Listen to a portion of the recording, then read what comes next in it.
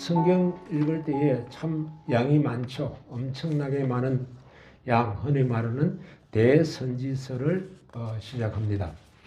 대선지서, 소선지서 나누는데 뭐 특별한 나누는 법이 있는가? 없습니다. 대선지서는 쉽게 말하면 성경의 양이 많다. 그래서 대선지서, 성경의 양이 적다. 그래서 소선지서를 했는데 조금 그것도 원칙에서 조금 벗어나는 부분도 있습니다. 예를 들면은 호세아서 같은 경우에는 다니엘서보다 양이 많아요.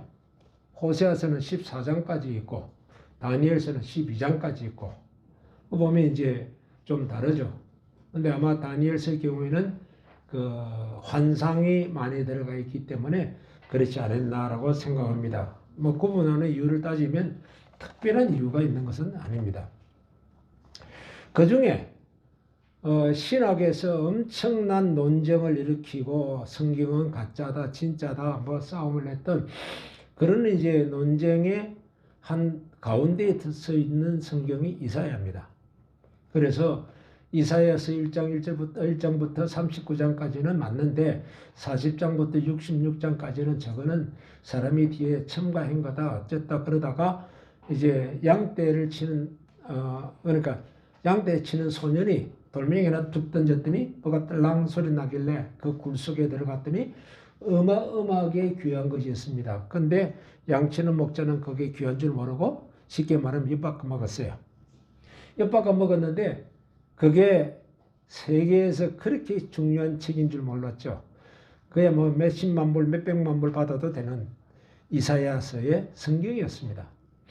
그래서 그 성경이 이제 다시 연구 대상이 되어 보니까 우리가 추측했던 게 틀렸다. 성경이 맞다. 그래서 1장부터 66장은 하나의 성경이다. 이제 그렇게 정리가 되었죠. 뿐만 아니라 이 이사야서는 예수님의 그 하나님의 공의 그리고 구원, 메시아에 대한 예언들 이런 것들이 아주 총체적으로 잘 드러나 있어요. 그 다음에 우리의 타락이지만은 하나님께서 남은 자를 다시 살리시고 그 남은 거루트기를 통하여 다시 새롭게 하신다고 하는 그 거루트기 사상 혹은 뭐 남은 자 사상이라고 하는데 그러한 그것을 눈여겨볼 수 있도록 우리가 깨달을 수 있도록 되어 있는 것도 특징입니다. 그런데 이제 또 한 가지 재미있는 건요. 이 66권을 외우기가 쉬워요. 3927 하면 뭐죠? 3927. 구약은 39권, 신약은 27권. 그래서 3927에서 66권이다. 그렇게 이야기하기도 합니다. 그런데 희한한 일이 하나 있는데 여러분들 그 도표에 보면 히스기야 왕의 역사가 36장부터 39장에 딱 기록되어 있어요. 근데 일반적으로 보면 다윗의 이야기가 기록되든지 솔로몬의 이야기가 기록됩니다. 그런데 그렇게 하지 않고 히스기야가 딱 들어가 있어요. 그러면 히스기야의 역사가 제대로 다 들어갔느냐? 또 그렇지도 않아요. 히스기야가 등극한 제원년부터 시작해서 한 일이 뭡니까? 하나님이 지키라는 3대 절기 중에 아주 중요한 유월절과 무교절을 지킵니다. 그래서 하나님이 너무너무 기분 좋아하거든요. 하나님이 이 유월절과 무교절을 지키는 걸 무지무지 좋아하셨는데 히스기야가 지켰고 요시야가 지키고 요아스가 지켜요. 솔로몬이나 다윗도 이것만큼 못 지켰다 할 정도로 어마어마하게 하나님이 기뻐하셨다 그렇게 합니다. 그런데 히스기야도 그 유월절 지켰어요. 그런데 36장부터 39장에는 그 기사가 싹 빠져버립니다. 그 대신에 뭔가 하면 아수르 왕이 쳐들어와 가지고 히스기야가 고립된 상태에서 이제 죽었습니다. 어떻게 할까요? 하나님 살려주세요는 그 기도 제목부터 나와요. 왜 이 부분만 딱 잘라서 이야기했을까? 그런데 재미있는 것은 전반부와 후반부 딱 중간에 있습니다. 전반부는 이스라엘의 범죄를 이야기하고 후반부는 이스라엘의 회복을 이야기해요. 그 중간에 수많은 왕들이 존재하고 대표적인 왕이 이 히스기야만 있는 거 아니에요. 그런데 히스기야의 역사를 중간에 넣었다는 겁니다. 그 이유가 무엇인지 오늘 한번 더 잠깐 살펴보려고 합니다. 이러한 히스기야의 역사에서 하나님이 말하고 싶은 게 뭐냐? 이스라엘 백성들에게 농장이 있었다. 포도원이 있었다. 그 포도원에 극상품인 포도나무를 하나님이 심어 주었어요. 그리고 그 극상품 포도나무가 잘 자랄 수 있도록 땅도 다 돌멩이 다 걷어치우고 또 풀도 제거해주고 해서 아주 좋은 토지를 만들어 주었어요. 그리고는 이스라엘 백성에게 뭐라는 거면, 야, 이 포도원 가지고 이제 장사해라. 돈 벌어라. 그렇게 이야기한 거죠, 쉽게 말하면. 그런데 분명히 포도를 심은 것은 최고의 포도나무를 심어 주었는데, 보통 이제 포도가 6월 내지 7월 되면 이제 끝물이 되거든요. 근데 포도를 수확하는 데 보니까 전부 다 들포도만 열렸어요. 먹을 수 있는 게 하나도 없다고 말해요. 이게 무슨 일이냐 그 말이에요. 그런데 이렇게 한 사람의 대표적인 사람이 히스기야라는 거예요. 히스기야 왕에 대해서 우리가 굉장히 좋은 인상을 가지고 있습니다. 그런데 실제로 그 해 원년에 6월절을 지키고 잘했는데 14년 되었을 때에 히스기야가 이스라엘을 다스린 것은 엉망이었다고 말해요. 그러니까 적어도 몇 년부터인지 모르지만 하나님이 주신 포도원을 엉망으로 만들어버렸어요. 뭐한 거죠? 방치했다고 말해요. 그래서 하나님이 자, 이런 포도원을 어떻게 할 것인가? 이런 포도원에 대해서 하나님은 도리어 하나님이 어떻게 하겠다라고 말하지 않고 이스라엘 백성, 즉 포도원 농부들한테 질문합니다. 자, 이런 땅이 이렇게 포도원이 됐으니까 다시 말해서 나쁜 들포도가 맺혔으니까 이 포도원을 어떻게 하면 되겠느냐라고 묻습니다. 이 묻는 과정이 지금 이제 이사야 5장 1절부터 2절에 나옵니다. 한번 같이 읽겠습니다. 나는 내가 사랑하는 자를 위하여 노래하되 내가 사랑하는 자의 포도원을 노래하리라. 내가 사랑하는 자에게 포도원이 있으며 심히 기름진 산으로다. 땅을 파서 돌을 제하고 극상품 포도나무를 심으도다. 그 중에 망대를 세웠고 또 그 안에 술터를 파도다. 좋은 포도 맺기를 바랐더니 덜 포도를 맺었도다. 여기에서 나오는 것은 하나님께서 멋진 포도원을 주셨어요. 사랑하는 사람에게 주는 거죠. 원수에게 이렇게 안 줍니다. 그러니까 하나님이 극상품 포도나무를 심어주고 망대를 세우고 그 돌들을 제거해 줬단 말은 하나님이 이스라엘 백성을 얼마나 사랑하는가를 이야기한다고 말이에요. 하나님이 저와 여러분을 얼마나 사랑하는지 최고의 선물을 주었어요. 최고의 선물을 받았어요. 그런데 이 최고의 선물을 받았는데 지금 결론은 뭐로 나왔어요? 최고의 선물이 아주 효과 있게 사용되길 바랐는데 결국은 들포도 아무 쓸모없는 거 버릴 것이 만들어졌다 그럽니다. 하나님께서 왜 망대를 세우셨을까? 망대는요, 외부로부터 오는 공격을 막아내는 겁니다. 그런데 포도는요, 원칙적으로 자가 수분입니다. 암수가 같이 핍니다. 그래서 암꽃하고 숫꽃이 같이 피어서 숫꽃이 바람에 의해서 혹은 벌들에 의해서 수정이 되면 그 자체가 나쁜 포도가 열릴 수가 없어요. 그런데 어떻게 해서 들포도가 맺히게 되죠? 그러면 자기 자가 수분을 하지 않고 바깥에서 덜에 의해서 옆에 있는 쑥가루가 그 쑥가루가 날라와서 암술머리에 묻은 겁니다. 그러면 이제 들포도가 되는 겁니다. 생물학에서 특이한 게 하나 있어요. 뭐가 특이한가 하면 우리가 먹는 좋은 것들 있죠. 이 좋은 것들이 대부분이 열성입니다. 다시 말해서 덜자가 붙은 건 다 우성이에요. 그래서 열성은 보호를 받지 않으면 대부분 다 망가져 버립니다.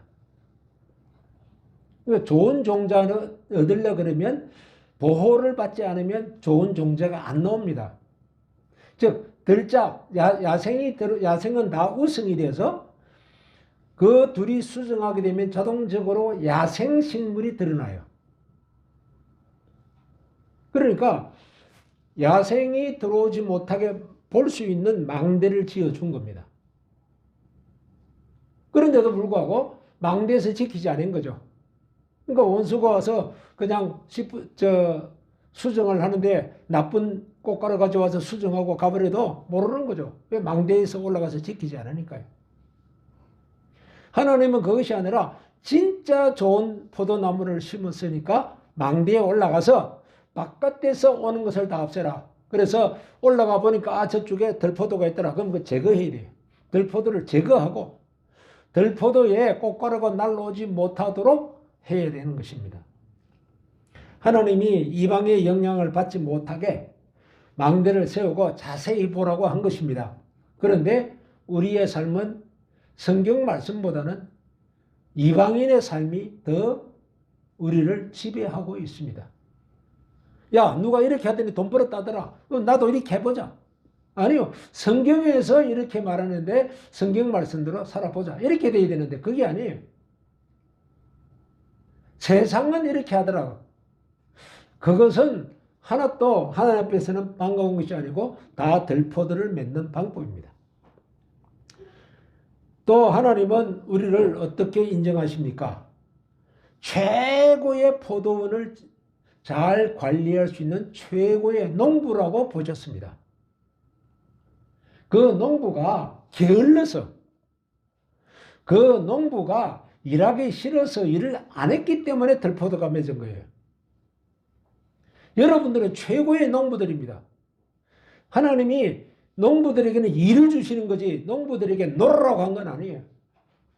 그래서 최고의 농부로서 일을 할 수 있도록 다 준비해 주셨어요. 그 중에 하나가 성경이 있어요. 그 중에 하나가 찬송이 있어요. 그 중에 하나가 감사가 있어요. 그런데 그건 하기 싫어요. 그러면서 뭘 요구해요? 야, 이 나무는 끝내주는 나무야. 이 포도 맛 얼마나 좋은 줄 알아? 그런데 막상 지나고 나니까 들포도 맛만 나는 겁니다.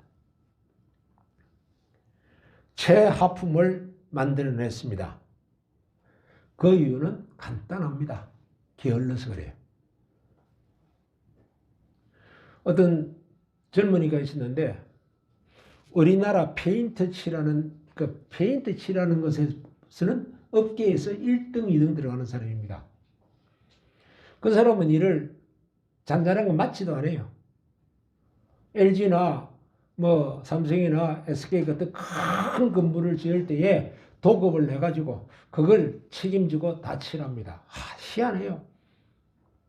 그 집 애가 이제 조그마한 우리 이제 그 대문 그 문짝에 페인트를 칠하게 됐어요. 그냥 네가 해봐라. 나도 좀 바쁜데 네가 좀 도와줄래? 그랬더니 예, 도와줬어요. 이상하대요. 내가 칠한 거고 걔가 칠한 거고 확 표가 나버려요. 똑같이 페인트 칠하는데 뭐 그리 큰 표가 날까요? 완전히 달라요. 그래서 기술자라는 거 알았어요. 그냥 기술자라는 줄 알았더니 그게 아니에요. 정말 기술자예요. 그런데 희한하죠. 돈은 몇 억씩 버는데 한 번 벌면 몇 억씩 벌어요. 근데 그거 다 탕진하고 말았어요. 다 탕진했어요. 나중에는 어디 사람 줄 아세요? 이거 집 옮겨가지고 하는 거. 컨테이너. 그것도 조금 거 아니에요. 작은 거. 작은 컨테이너에 담배 냄새가 찌드는 가운데. 그것도 그 강변 가까이, 우리 한강역에, 우리 일산에 있었거든요. 그 가까이에 살았어요. 참 처참했어요, 삶은. 아니, 일 나갈 때 보면 굉장한데. 그게 뭘 말합니까? 주어진 기술은 최고의 기술인데, 최고로 이 부지런하지 않고 게으른 사람이. 결국 부인은 도망가 버렸어요. 우리 기독교인은 어떨까요? 하나님이 나에게 준 게 없다고요? 아니요. 최고의 농장을 줬어요. 최고의 포도원을 줬어요. 최고의 이 상징막에, 그러니까 우두막을 지어줬어요. 그리고 돌멩이도 싹 제거해줬어요. 그런데 수확은 없어요. 내 자신에게 어떤 수확이 있습니까? 세상의 일에 대해서는 그렇게 부지런해요. 하나님의 일에 대해서는 부지런하지 않는 나의 모습 보면 세상에서의 것은 내가 좀 얻었을지 모르지만 하나님의 것은 전부 다 없는 가난한 사람들밖에 되어 있지 않다는 겁니다. 최고의 농부가 최악의 수확을 거두었습니다. 상상하기 힘들어요.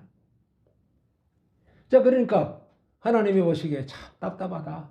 내가 너에게 최고의 선물을 주었건만 최고의 참 농사꾼으로 봤기 때문에 너에게 이 일을 맡겼건만 자 이렇게 됐다. 이게 다 너 땅이야. 너 포도원이야. 근데 이걸 어떻게 하면 좋겠느냐. 이제 하나님이 질문합니다. 같이 5장 3절부터 7절 읽습니다. 예루살렘 주민과 유다 사람들아 구하노니 이제 나와 내 포도원 사이에서 사리를 판단하라. 내가 내 포도원을 위하여 행한 것 외에 무엇을 더할 것이 있으랴. 내가 좋은 포도 맺기를 기다렸거늘 덜 포도를 맺으면 어찌 됨이리고 이제 내가 내 포도원에 어떻게 행할지를 너희에게 이르라.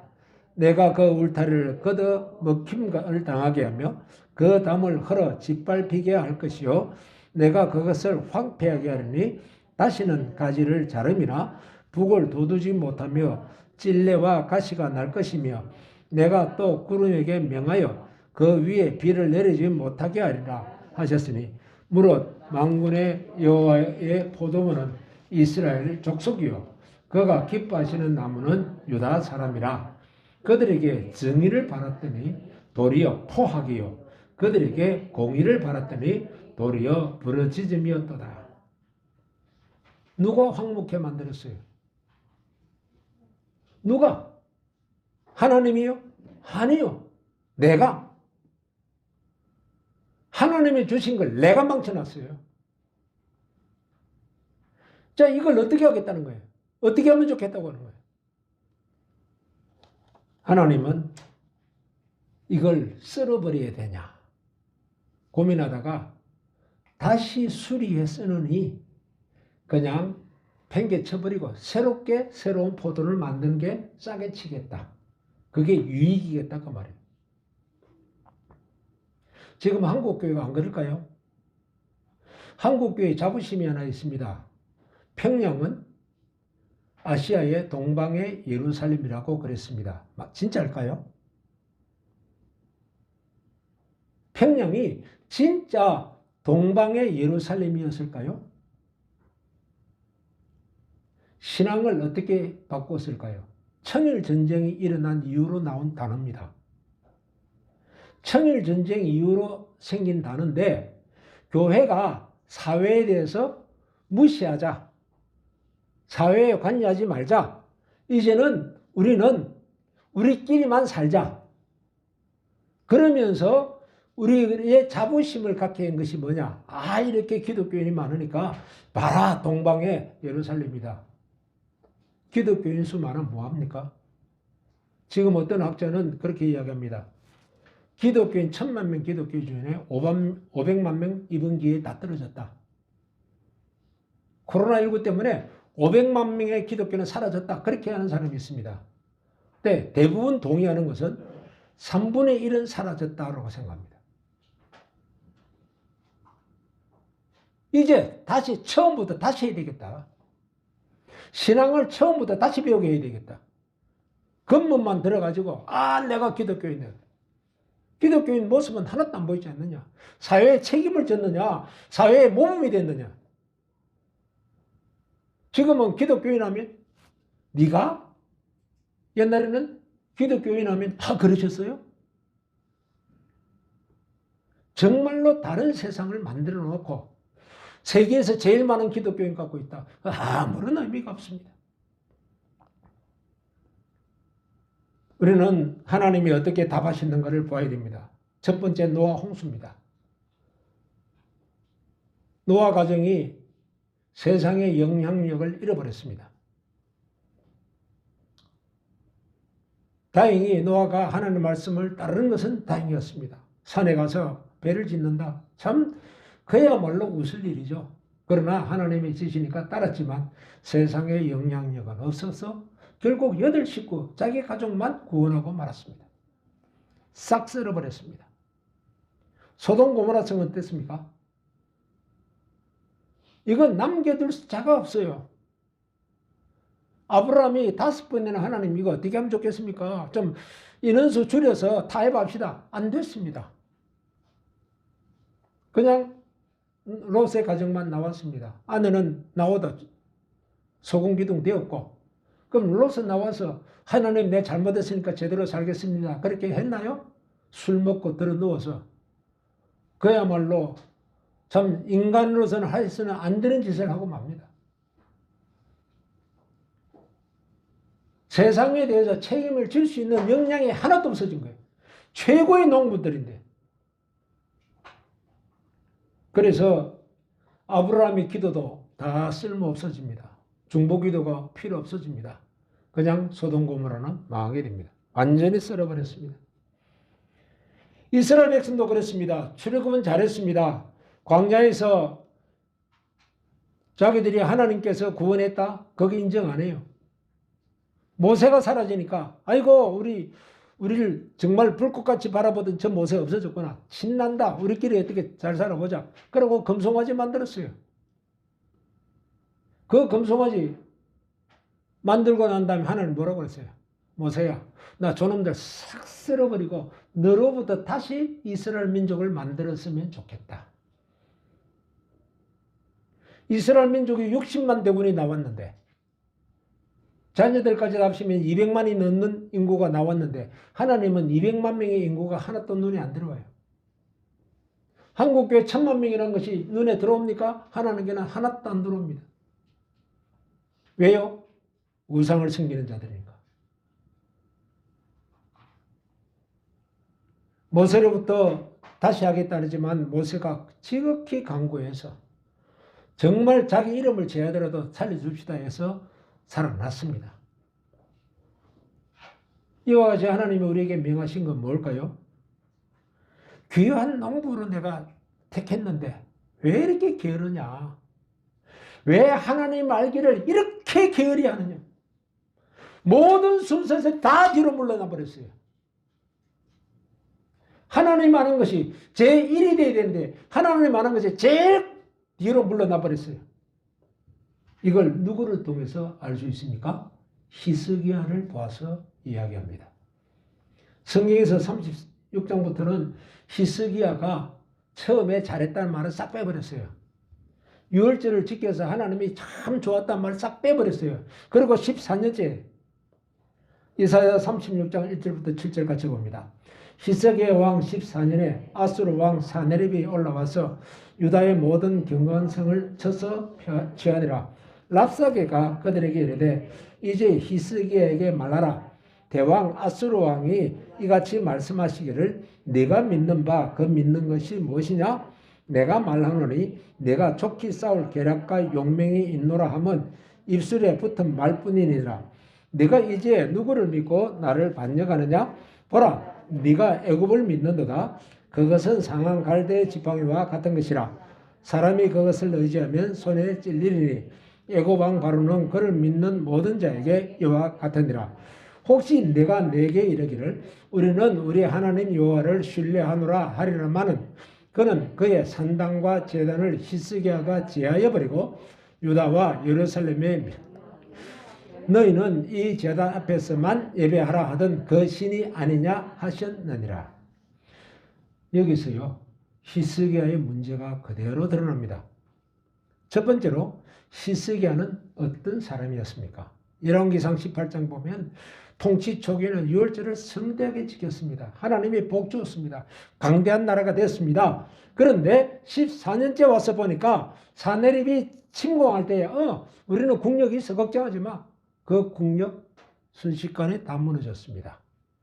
이제 예루살렘 성 하나만 남았습니다. 맨 처음에 산헤립이 쳐들어왔을 때는 하나님께 기도 안 합니다. 그 대신 뭐 할까요? 너 뭘 원하니? 검 내놔. 알았어, 검 줄게. 성전에 붙어있는 검 싹 다 뜯어다가 줘버렸습니다. 문제가 해결됐습니다. 그럼 그렇지. 내가 외교가 능력이 있어.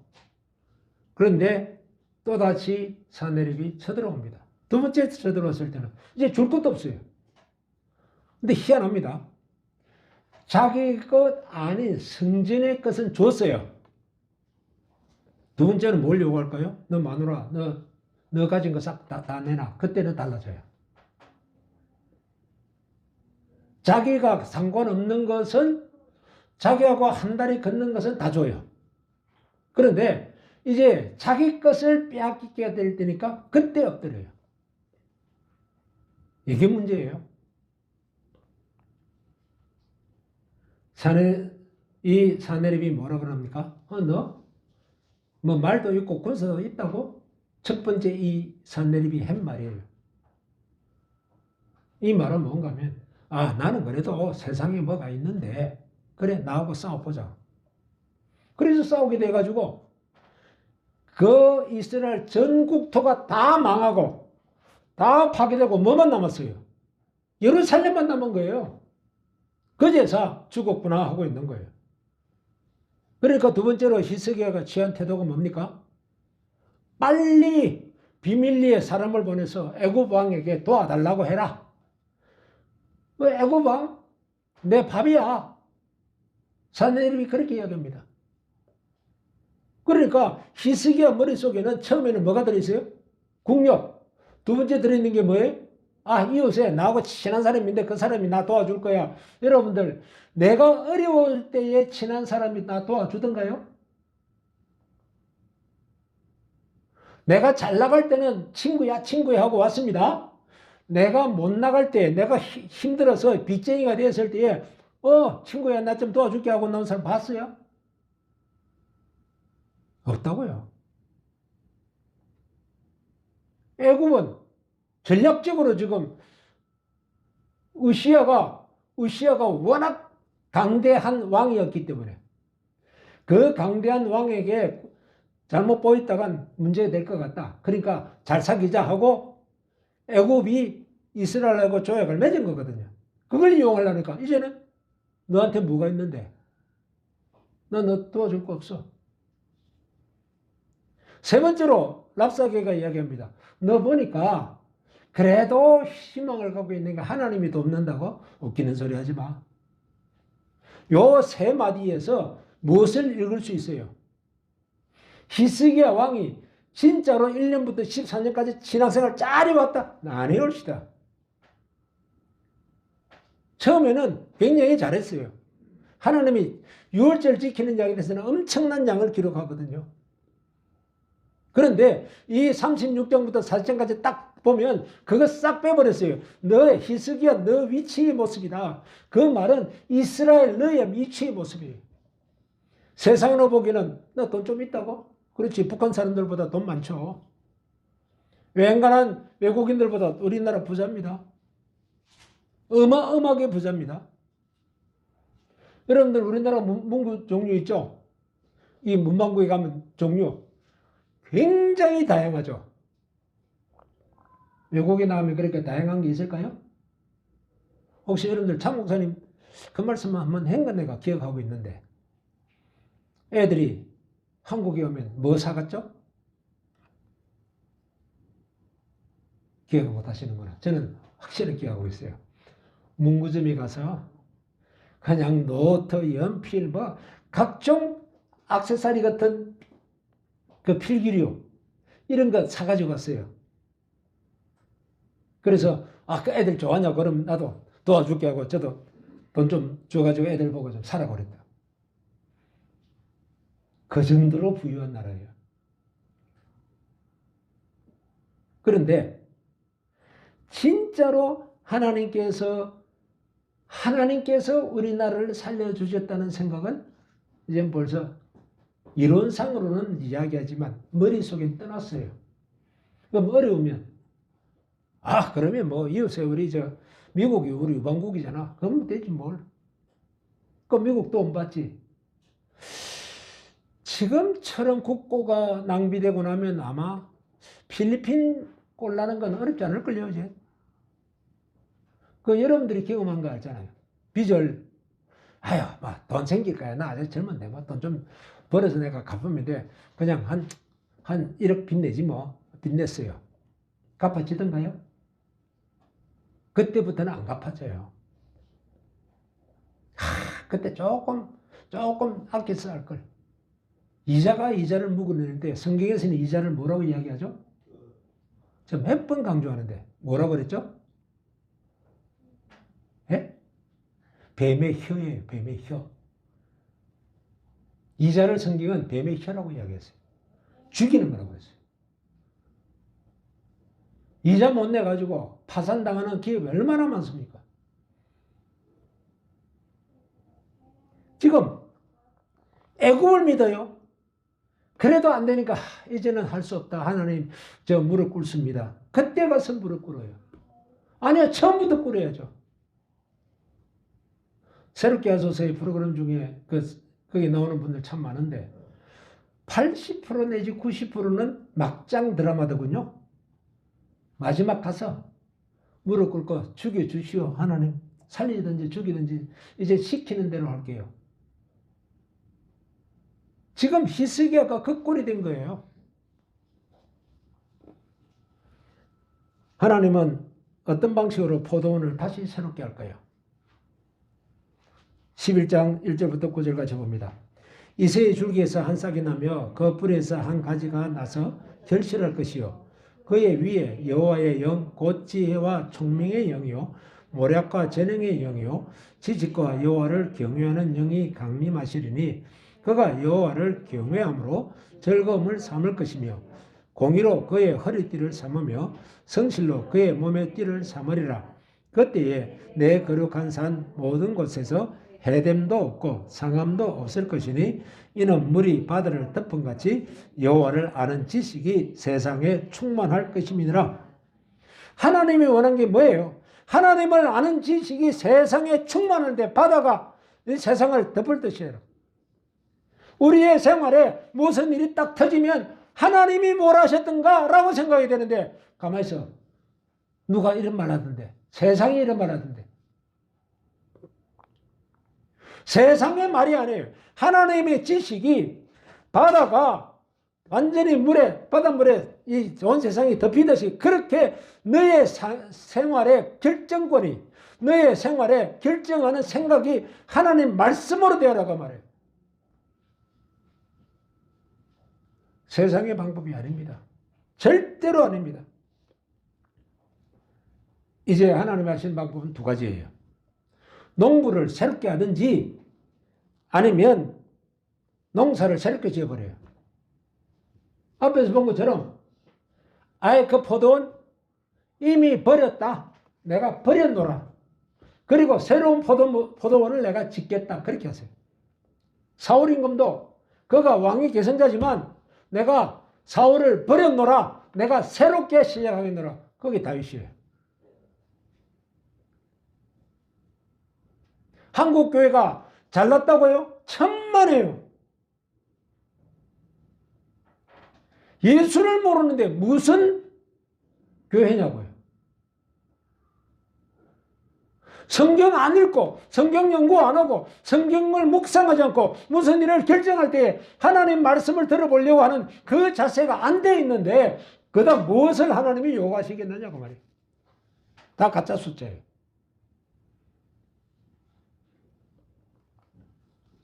물이 바다처럼 덮여야 됩니다. 여호와를 아는 지식이 그렇게 돼야 돼요. 입만 벌리면 생각하면 하나님의 말씀이 뭐라 하셨더라? 그렇게 나와야 돼요. 그런데 공의와 하나님의 지식은 없어져 버리고 어떻게 하면 세상의 방법으로 내가 잘 살아갈까? 이것만 생각하게 만들었다고 말해요. 하나님은 우리를 정리하시기 위해서 주변 국가들을 세워놨습니다. 그 지도가 나와 있습니다. 노란색은 이스라엘입니다. 사마리아 중간에 있는 사마리아 이상은 북부 이스라엘, 예루살렘 성 아래는 남부 유다라고 이야기합니다. 그 주변에 보면 시리아, 요르단, 모압, 에돔, 이집트가 있습니다. 이것들이 이스라엘 백성을 공격하지 못하도록 그걸 쳐다보는 곳이 어디죠? 망대죠. 상징막이에요. 망대에서 이러한 잘못된 지식들이 하나님의 사람들에게 넘어오지 못하도록 상징막이가 서져 있는 겁니다. 그런데 무시하고 안 봐요. 도리어 그들과 교류를 하기 시작했어요. 유다가 강해지는 법은 하나님과 함께 있을 때 강해지는 거지, 하나님과 함께 하지 않을 때는 도리어 이 주변에 있는 나라가 유다를 괴롭힙니다. 그래도 말 안 들어요. 그 다음에는 이 시리아 위에 있는 아수르가 공격합니다. 요르단 오른쪽에서 좀 멀리 떨어져 있지만 바벨론이나 그쪽에서 공격합니다. 남쪽에서는 이집트라는 강대국이 공격해버립니다. 이스라엘은 하나님 붙잡지 않고는 살아갈 수 없는 나라로 처음부터 그렇게 만드셨어요. 하나님을 생각하지 못한다면 그야말로 주변 나라들처럼 들포도일 뿐입니다. 어떤 일을 할 때에 하나님이 뭐라고 하셨지? 라고 생각하는 사람이라면 그 사람은 진짜 극상품 포도가 될 수 있어요. 그러나 세상 옆에 사람들 어떻게 한다더라? 그대로 나도 따라하자. 그러니까 돈 벌더라. 그러면 그 자체는 이미 이방의 문화를 받아들였기 때문에 그것으로서 나는 망하는 길입니다. 히스기야가 그랬습니다. 처음에는 자기가 하나님께 받은 국력을 아주 안심 놓고 있었습니다. 우리나라가 세계 지금 경제권은 6위, 그리고 GNP로 계산해서 1인당 그 국민 소득으로 따지면 13위. 괜찮죠? 이거면 버틸 수 있어. 천만에요. 빚 한번 져보신 분 알 거예요. 야, 저 빚 내가 갚을 수 있어. 천만에요. 순식간에 빚을 났는데요. 저 400만 원 빚졌어요. 나중엔 1,300만 원 됐어요. 진짜 아찔하더라고요. 그것도 평균 3부이자. 어떤 건 4부, 어떤 건 2부. 평균 4부이자 썼어요. 그 다음에 남은 건 뭐예요? 내가 그래도 가르치는 데는 일각이 있잖아. 학원에서 날 스카우트 하는데, 학원 원장들한테 스카우트 받는 사람은 괜찮잖아요. 그래서 내년에는 다 살 것 다 준비돼서 걱정 없어. 그런데 11월 달에 갑자기 당신 오지 마시오. 정말 하늘이 무너질 것 같았어요. 왜요? 더 이상 학원에 강사 자리가 안 나와요, 그때는. 10월 되면 강사 자리가 정해져요. 할 수 있습니까? 집사람하고 갓난 애들 둘 데리고 동도기도원, 마석에 있는 동도기도원 올라가서 그래도 밥 먹고 하자. 밥 먹으면서 하자. 내가 금식 싫다. 밥 먹으면서 하자. 거기는 목사들은 공짜로 밥 준다 했어. 올라갔더니 밥값 내놔래. 잠잘 방 내놔래. 그때 2만 원인가 갖고 올라갔는데 내려올 때 차비만 들고 내려왔습니다. 밥은요? 애들 때문에 굶었고요. 방세 내고 하니까 애들도 하루에 한 끼 먹였어요. 참 애들도 금식했죠. 그것밖에 없어요. 그런데 집에 도착하자마자 그 새방살이 방 요거만해요. 요 강단만 해요. 요것도 크겠다. 요만한 방에 옆집 전화기 선 따가지고 있는데 문도 따기 전에 전화가 울려요.